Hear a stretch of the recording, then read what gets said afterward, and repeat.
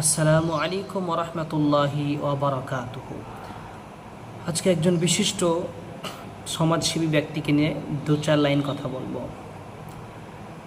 প্রত্যেক সম্পদশালী ধনী বিত্তবান ব্যক্তিরা যদি তাদের হৃদয় মাঝে একটু মানব সেবার জায়গা থাকতো, একটু মানব প্রেমের জায়গা থাকতো, তাহলে আমাদের দেশে শত শত হোসেন মানসুরির জন্ম হতো।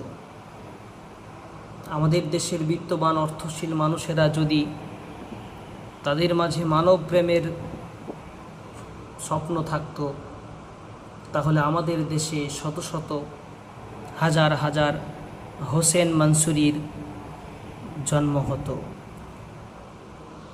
ধন সম্পদশীল অর্থবিত্ত ব্যক্তিদের মাঝে যদি তারা যদি এতিম অসহায় দুস্থদের কান্নার আওয়াজ শুনতে পেত, তাহলে বুঝি কত না জানি হোসেন মানসুরি আমাদের দেশে জন্ম নিত, তাই না?